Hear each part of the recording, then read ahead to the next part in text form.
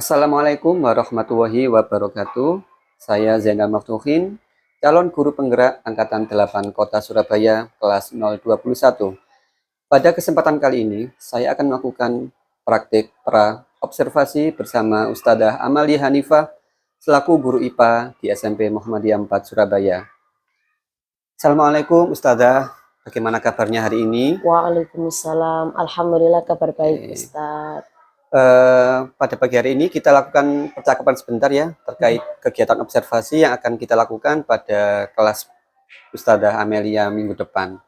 Siap, Sudah Ustadz. siap? Insya Allah siap. Alhamdulillah. Baik Ustadzah, saya sampaikan bahwa kegiatan pra-observasi ini merupakan rangkaian dari kegiatan supervisi. Hari ini kita lakukan pra-observasi terlebih dahulu. Sebelum minggu depan nanti kita akan memulai kegiatan observasi di kelasnya Ustadzah. Kemudian dilanjutkan dengan kegiatan pasca observasi bersama pengajar praktek Ibu Sri Agustina. Siap, Ustadz. Untuk percakapan kali ini, saya ingin menyampaikan beberapa pertanyaan yang mohon Ustadzah jawab sesuai dengan apa yang Ustadzah rasakan. Untuk pertanyaan pertama, Ustadzah, yang ingin saya tanyakan adalah tentang tujuan pembelajaran.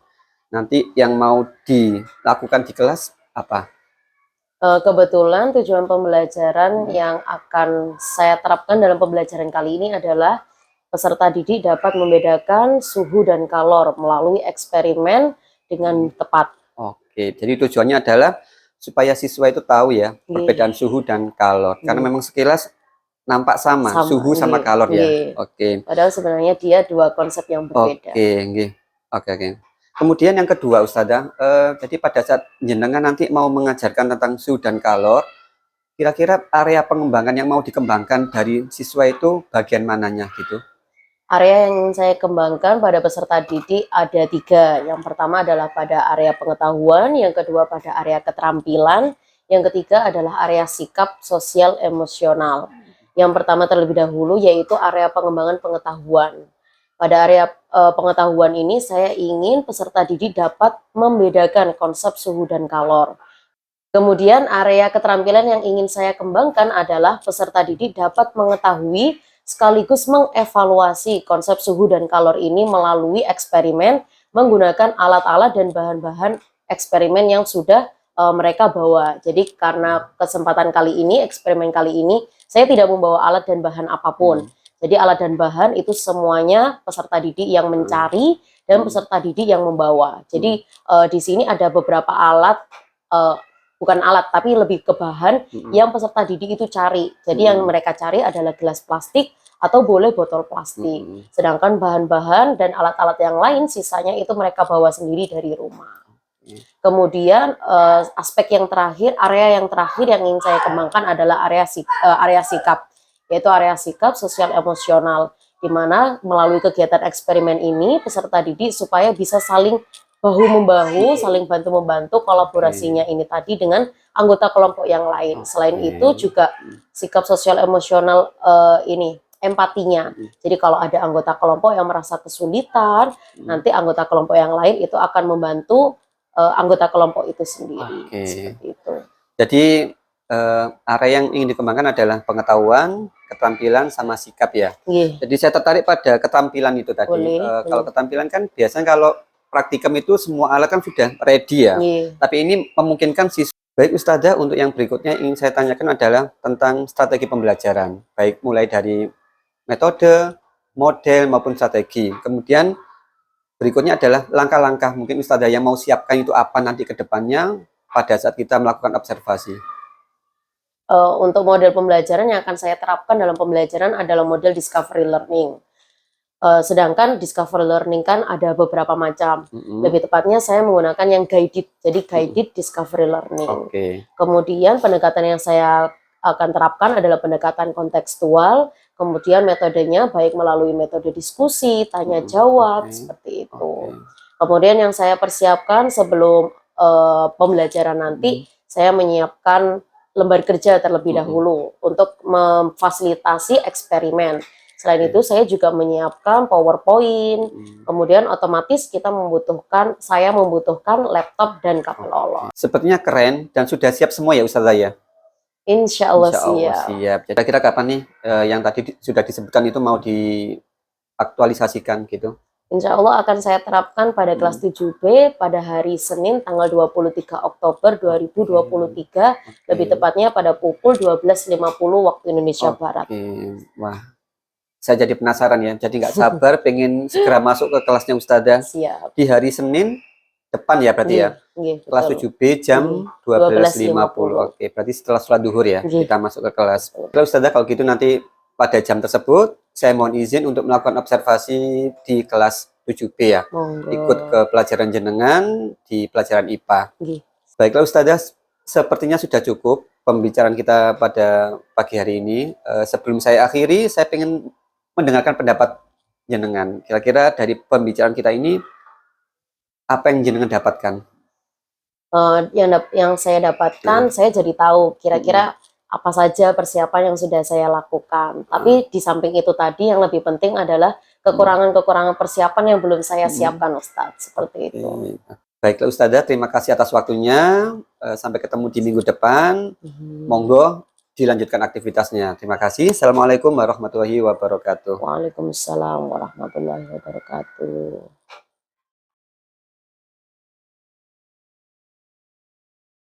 Assalamualaikum warahmatullahi wabarakatuh. Waalaikumsalam warahmatullahi wabarakatuh. Suara Ustazah cuma satu tapi kalah dengan kalian berapa puluh ini. Assalamualaikum warahmatullahi wabarakatuh. Waalaikumsalam warahmatullahi wabarakatuh. Zekli gimana menjawab soalnya? Assalamualaikum warahmatullahi wabarakatuh. Sebelum Ustazah mulai, Ustazah absen terlebih dahulu. Tapi cara menjawabnya yang namanya Ustazah panggil, kalian kira-kira positif nilai PTS-nya dapat berapa? Oke? Gak apa-apa, sesuai dengan keyakinan kalian atau keinginan kalian mau PTS itu dapat berapa nilainya. Tadi Ustazah coba di kelas 7A, dia memasang targetnya rendah-rendah. Sedangkan tadi Ustazah ke kelas 8C targetnya tinggi-tinggi. Ustazah pengen lihat apakah di 7B ini juga sama seperti 7A atau seperti 8C. Ustazah mau mulai dari bawah. Zufaira 90 ke atas, amin. Zekli 70 ke atas. Oh 10. Astagfirullahaladzim. Hari ini kita akan belajar tentang suhu dan kalor. Suhu dan kalor. Sebentar. Nah, sekarang pertanyaan yang pertama. Apa yang dimaksud dengan suhu dan bagaimana suhu itu diukur? Angkat tangan. Apa yang dimaksud dengan suhu dan bagaimana suhu itu diukur? Ayo. Apa Res? Apa yang dimaksud dengan suhu dan bagaimana suhu itu diukur? Apa? Panas dinginnya suatu benda. Terus yang bagaimana suhu itu diukur? Dengan alat khusus. Contohnya apa alat khususnya? Termometer. Apakah ada jawaban lain? Apa yang dimaksud dengan suhu? Gak ada? Apa Jen? Apa Rifki? Apa yang dimaksud dengan suhu Rifki? Gak apa-apa, kalian tahunya itu apa suhu itu? Setahunya aja. Tidak ada benar dan salah. Ayo, apa yang dimaksud dengan suhu? Kira-kira menurut kamu apa Zekli suhu? Apa suhu itu Zekli? Derajat Celcius, boleh. Ayo. Mengapa suhu sangat penting dalam pemasangan kabel? Ini sudah pernah kan? Kenapa suhu itu menjadi salah satu faktor penting dalam pemasangan kabel? Karena apa? Sebisanya. Apa dasar?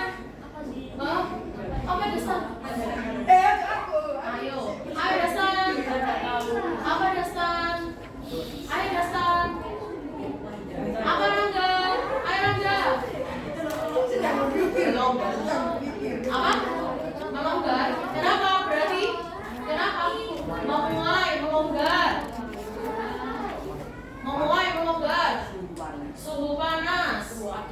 Suhu dingin. Sari. Sudah? Nah, di sini tadi judulnya kita akan mempelajari tentang suhu dan kalor. Jadi hari ini kita akan belajar membedakan suhu dan kalor. Kira-kira suhu dan kalor itu apakah dua hal yang berbeda atau dua hal yang sama? Dua hal yang berbeda. Sekarang untuk bisa membedakan apa itu suhu dan kalor, harus ada bagi ke kelompok terlebih dahulu seperti biasa.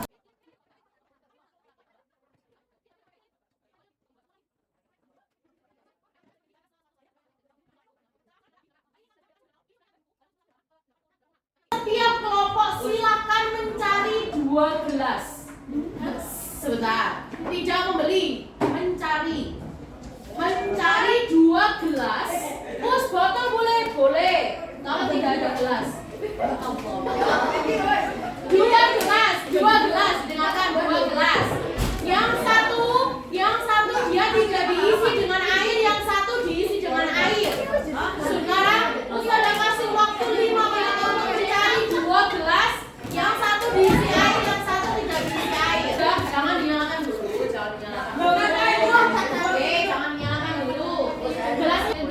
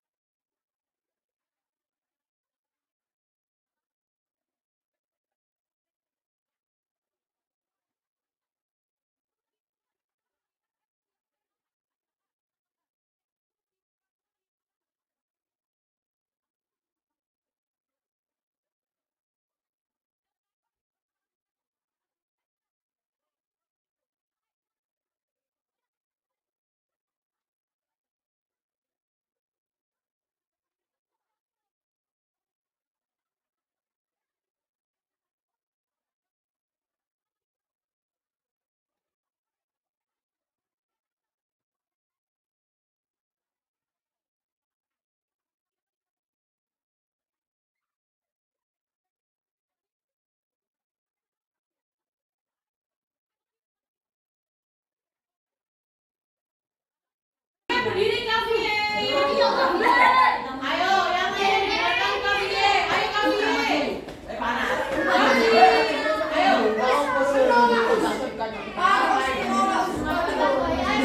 berdiri Riz. Yang lainnya didengarkan. Barangkali ada yang berbeda dengan punya kelompok kalian, silakan ditanyakan. Ayo Faris, ayo didengarkan yang lainnya. Meleleh karena adanya penambahan suhu pada gelas. Yang kedua, Tidak meleleh karena adanya penurunan suhu pada gelas. ada yang ditanyakan? Gak ada, lanjut dulu. Terima kasih. Ayo kelompok selanjutnya. Berdiri ya. Didengarkan sambil misalnya kalau ada yang berbeda silakan ditanyakan. Ayo ya.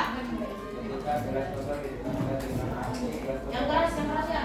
Ketika gelas kosong didekatkan dengan api, gelas kosong tersebut meleleh jika terlalu dekat. Jika tidak terlalu dekat, gelas tersebut akan keluar. Terus yang kedua, Ketika gelas berisi air didekatkan dengan api, gelas berisi air tersebut tidak akan meleleh, melainkan menggosok. ada yang ditanyakan? Selanjutnya, ayo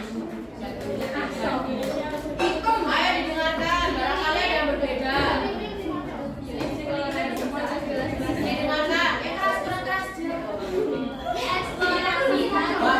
Didengarkan yang laki. Terus akhir lilin apa yang terjadi? Mengapa ada sesuatu yang terjadi? Karena botol kosong memiliki suhu rendah dan bersentuhan dengan api yang bersuhu tinggi, membuat bawah botol kosong dan berciut. Terus yang kedua, Saat gelas berisi air dituangkan di atas api lilin, apa yang terjadi? Mengapa hal tersebut bisa terjadi? Karena air yang di dalam botol lebih tinggi daripada api dan api memiliki suhu lebih rendah. Bawah botol kosong dan membuat air panas. ada yang ditanyakan?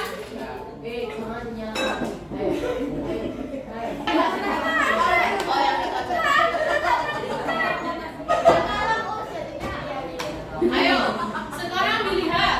Ini dia semuanya, dua-duanya sama-sama yang tidak berisi air. Tapi hasil akhirnya dia berbeda. Apa perbedaannya di sini? Rangga. Apa perbedaannya di sini? Gabut yang sebelah kanan itu gabut. Apa perbedaannya di sini yang bisa diamati? Gosong. Apa yang terjadi hasil akhirnya terjadi? Yang sebelah kiri Ustazah meleleh. Yang sebelah kanan Ustazah menciut. Apakah dia meleleh?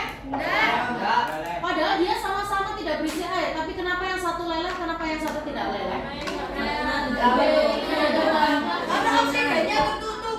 Beda bahan plastik karena oksigennya tertutup. Karena yang sebelah sini buat air. Karena tidak ada oksigen di dalam gelas. Yang satunya tuh botol, yang satunya tuh gelas. Apa yang membedakan botol dengan gelas? Kalau botol ada tutupannya. Ayo. Tadi ada yang bilang beda bahan plastiknya. Kenapa dengan plastiknya?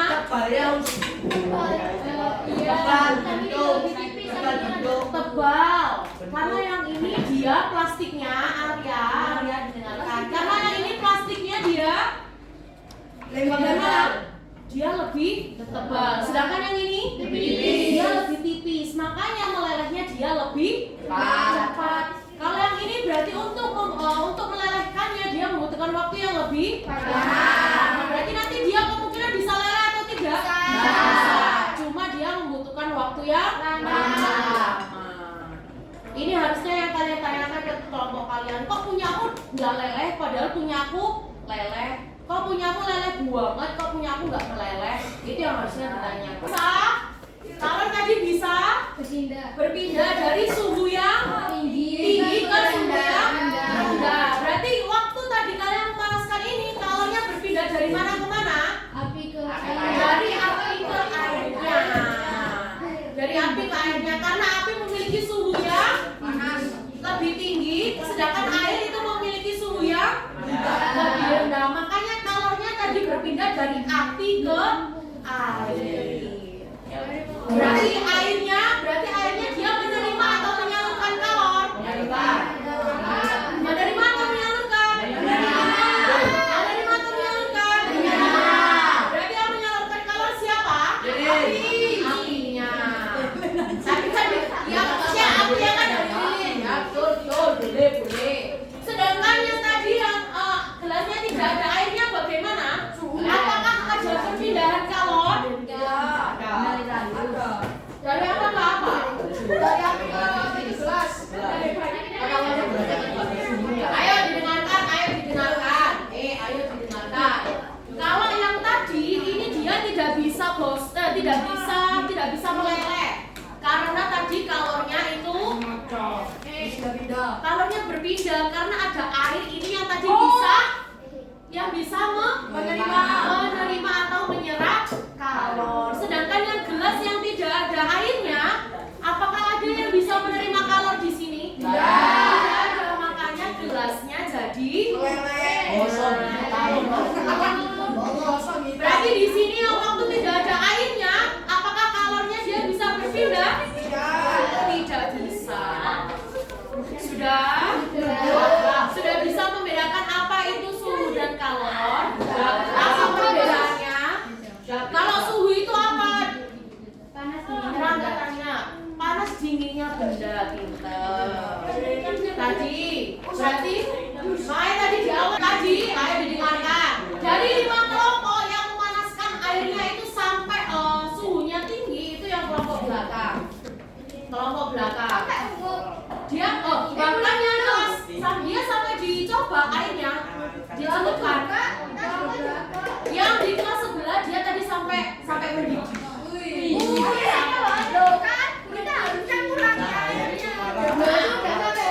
ya, kalon itu berarti apa? Tadi katanya kalon itu berpindah dari api ke airnya. Berarti kalon itu apa? Satu kata. Panas. Berarti kalau perpindahan kalon itu adalah perpindahan. Nah, ini suhu adalah ukuran atau derajat panas dari suatu benda. Tadi Zekli bilang suhu itu apa, Zekli? Dia bilang derajat Celcius. Jadi salah satunya satuannya adalah derajat Celcius. Terus tadi kalau suatu bentuk energi yang dapat berpindah dari benda bersuhu tinggi ke benda bersuhu rendah. Sudah ada yang ditanyakan? Belum sudah tutup. Siapa yang mau menyimpulkan kegiatan hari ini? Ada eksperimen. Aku. Ya. Suhu dan kalor itu berbeda. Suhu dan kalor itu dua hal yang berbeda. Apa perbedaannya? Kalor itu Kalor panas. Oh, panasnya bisa. Yang bisa berpindah dari suhu tinggi ke suhu yang rendah. Bagaimana pembelajaran kali ini, asik? Besok lagi? Kalau sudah, Ustazah akhiri pembelajaran kita hari ini. Semoga ilmu yang kalian dapatkan bermanfaat. Ustazah akhiri. Assalamualaikum warahmatullahi wabarakatuh.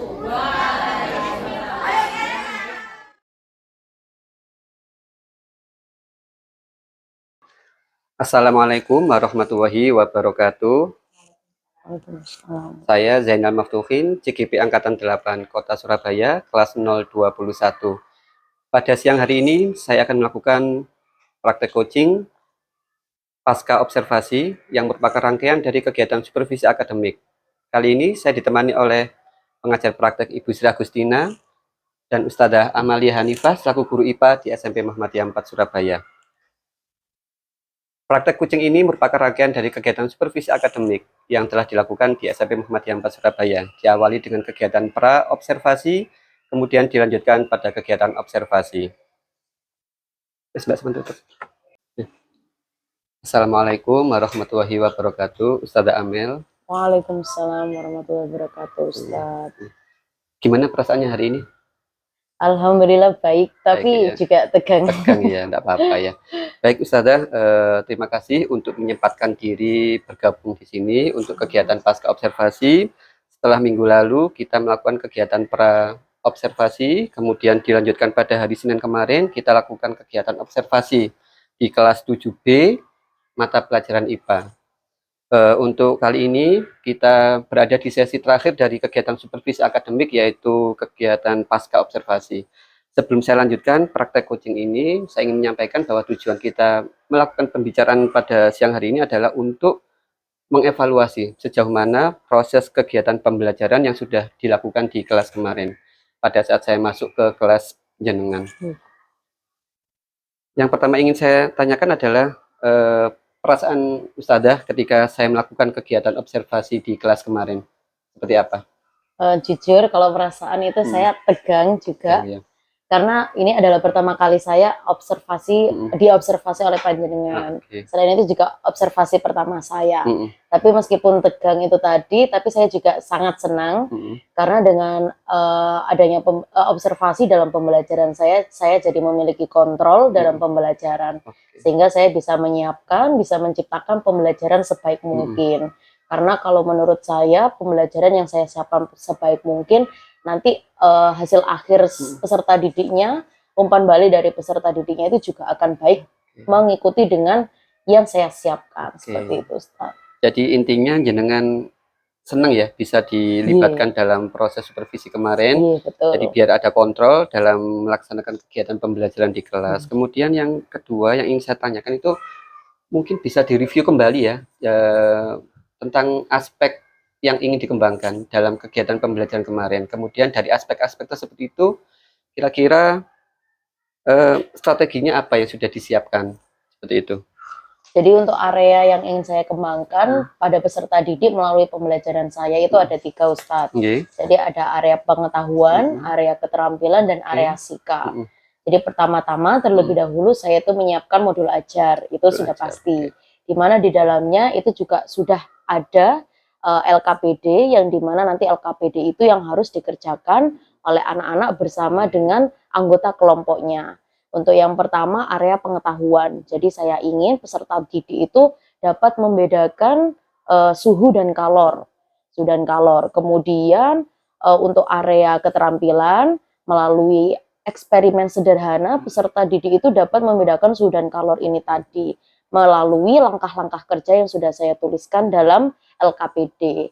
Kemudian untuk area sikap saya ingin peserta didik itu dapat saling tolong-menolong dengan anggota kelompoknya. Di mana nanti kalau misalnya ada peserta didik yang kesulitan, itu juga nanti peserta didik yang lain juga bisa saling membantu. Jadi empatinya itu juga ada, seperti itu.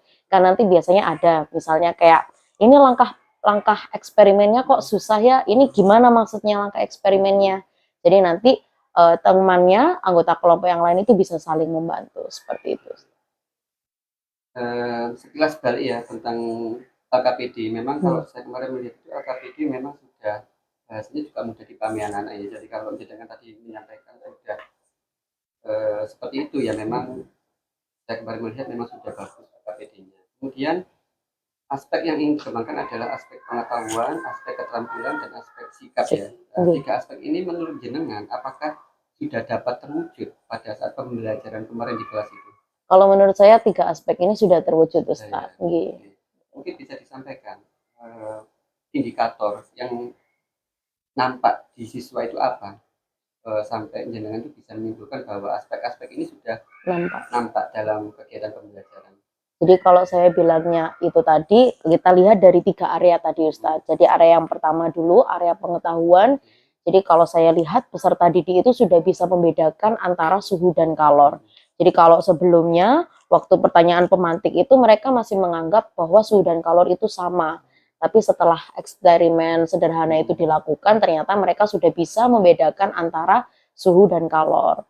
Kemudian untuk area keterampilan, waktu area keterampilan ini, peserta didik itu sudah bisa melakukan kegiatan eksperimen ini sesuai dengan langkah-langkahnya. Langkah-langkah yang sudah saya tentukan. Jadi tidak ada langkah yang terbalik, seperti itu. Kemudian untuk area sikap, saya lihat juga peserta didik itu sudah saling tolong-menolong dengan anggota kelompok yang lain. Selain itu, mereka juga sudah saling berempati dengan anggota kelompok yang lain, atau bahkan dengan kelompok yang lain, seperti itu. Iya, yang menarik itu memang saya kemarin itu melihat ya, jadi satu tim, jadi ada tim lain itu kesulitan, itu yang tim di sini itu lari ke temennya, jadi yang timnya itu ditinggalkan ya. Itu yang saya sempat kemarin itu terpukau ya, jadi kok bisa ya, jadi temannya minta tolong itu dia cekatan bisa keluar ya, itu memang benar-benar nampak ya itu teman-temannya itu. Kemudian jadi memang tadi pembelajaran sudah lancar ya, kemarin sudah berjalan mulus sesuai dengan modul ajar lah. Menurut jenengan dari sudut pandang Anda sebagai guru itu, kira-kira pembelajaran yang sudah dilakukan kemarin itu apakah sudah mulus 100% ataukah dijumpai kendala-kendala atau hambatan yang muncul pada saat kegiatan pembelajaran? Kalau menurut saya pasti masih ada kendalanya, Ustadz. Jadi kalau kendala yang pertama, jadi saya menemui 2 kendala, Ustadz. Kendala yang pertama itu masih ada beberapa anak, beberapa peserta didik itu yang masih belum terlibat aktif dalam pembelajaran. Seperti itu. Kemudian yang kedua adalah peserta didik itu masih kurang pede, masih kurang percaya diri dalam menyampaikan kesimpulan. Jadi waktu saya minta mereka untuk menyimpulkan, mereka itu masih kurang pede dalam menyampaikan kesimpulannya itu tadi, pendapatnya tentang kesimpulannya tadi, seperti itu. Jadi kurang pede, padahal kurang dia pede. Padahal menulis, iya, itu ya, padahal itu mereka sudah menjawab. Tahu, ya, Jadi sudah waktu saya tanya, saya minta untuk menyimpulkan, mereka sudah menjawab meskipun dengan suara yang lirih, tapi kan saya masih terdengar. Itu padahal kesimpulannya sudah benar, tapi mereka masih kurang pede untuk menyampaikannya tadi dengan suara yang lantang, karena mereka masih takut salah, seperti itu, Ustaz. Ya, kurang percaya diri, semua anak bisa berani untuk menyampaikan pendapatnya. Kemudian tadi ada 2 kendala yang disampaikan, kira-kira untuk kedepannya perbaikan pada proses pembelajaran berikutnya ada nggak sih yang bisa jenengan lakukan supaya kendala-kendala ini bisa terminimalisir lagi pada proses pembelajaran di kelas-kelas berikutnya? Insya Allah kedepannya akan saya peserta didik ini tadi akan saya kelompokkan berdasarkan gaya belajarnya Ustadz. Jadi kalau misalnya nanti ada peserta didik yang memiliki gaya belajar visual, maka akan saya kelompokkan dengan anak-anak dengan teman-temannya yang juga memiliki gaya belajar visual. Kemudian anak-anak yang memiliki gaya belajar auditori juga akan saya kelompokkan dengan teman-temannya yang memiliki gaya belajar auditori. Selain itu juga anak-anak yang memiliki gaya belajar kinestetik juga akan saya kumpulkan, saya kelompokkan dengan teman-temannya yang memiliki gaya belajar yang sama yaitu kinestetik. Jadi tujuannya kalau mereka sudah berkelompok dengan teman-temannya yang memiliki gaya belajar yang sama, jadi sudah tidak ada lagi kayak, oh ini bukan gaya belajarku, ini bukan gaya belajarku. Jadi mereka nanti akan terus aktif dalam pembelajaran karena sudah sesuai dengan gaya belajarnya. Seperti itu. Berarti itu terkait dengan pembelajaran Iya, betul. Mungkin ada alternatif lain solusi.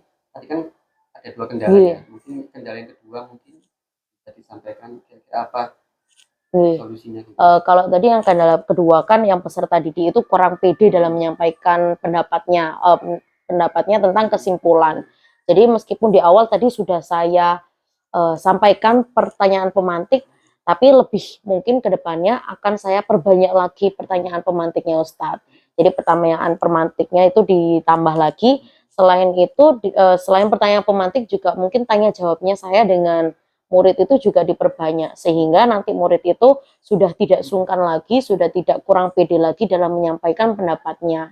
Jadi kalau tadi yang peserta didik itu dia kurang pede dengan kalau nanti kesimpulanku salah gimana ya.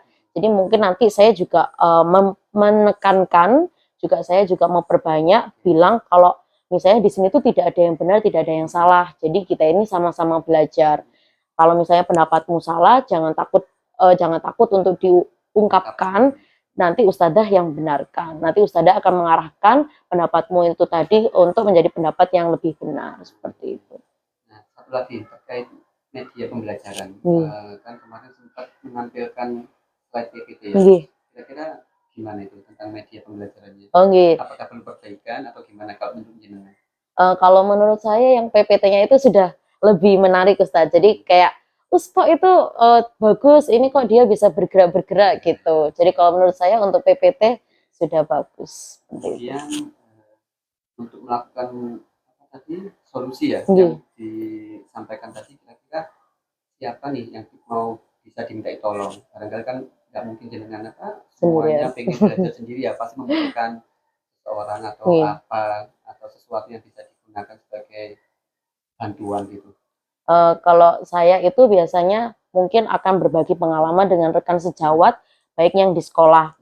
Jadi kalau di sekolah kan dengan guru mata pelajaran yang lain. Selain itu juga saya berbagi pengalaman dengan rekan sejawat di MGMP yang mata pelajarannya sama dengan saya. Jadi mungkin dengan berbagi pengalaman dengan rekan sejawat tadi, meskipun atau baik di sekolah maupun di MGMP, itu mereka otomatis kan memiliki pengalaman yang lebih banyak daripada saya.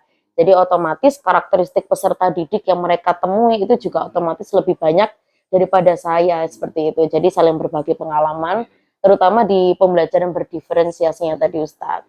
Tapi selain pembelajaran berdiferensiasi, saya juga tertarik berbagi pengalaman di asesmen diagnostiknya Ustadz. Jadi kan kalau di kurikulum Merdeka kan asesmen diagnostik itu tadi kan tidak hanya dalam yang tertulis. Karena kan kalau saya baca yang tertulis itu kan hanya bisa mengukur pengetahuan. Jadi kan sebenarnya asesmen itu tidak hanya yang tertulis itu tadi. Karena kalau tertulis tadi kan cuma pengetahuan, sebenarnya kan juga banyak yang bisa diukur selain pengetahuannya. Nah, selain itu tadi, selain yang dengan rekan sejawat di sekolah maupun yang di MGMP, saya juga suka lihat itu video yang di ide praktik Ustadz, yang di platform Merdeka Mengajar itu. Tapi saya lebih suka yang videonya Ustadz daripada yang membacanya. Jadi dari nanti beberapa video yang saya lihat itu nanti saya kira-kira mana ya yang lebih cocok untuk saya terapkan dalam pembelajaran, seperti itu. Keren sekali loh yang tadi disampaikan tadi, solusinya ada untuk menyelesaikan masalah ya. Terus yang tidak kalah penting mungkin kapan mau dilakukan tadi yang semua sudah disampaikan tadi itu. Insya Allah minggu depan Ustadz. Ini sudah mulai kayak cari-cari video apa di ide. Referensi Iya, ya. betul. Kalau gitu saya jadi nggak sabar ya ingin Insyaallah. melihat perkembangan. Jadi kalau nanti kita ketemu lagi barangkali bisa berbagi cerita. Mungkin ada perubahan lain di kelas 7B dari yang kemarin saya amati. Saya pengen sekali dengar perubahan-perubahan itu. Oke, terima kasih Ustazah Amel untuk waktunya yang sudah diluangkan. Semoga tidak kapok untuk ketemu lagi seperti ini. Jadi, monggo saya persilakan kalau ada aktivitas lain saya persilakan. Saya cukupkan. Terima kasih. Wassalamualaikum warahmatullahi wabarakatuh. Waalaikumsalam warahmatullahi wabarakatuh.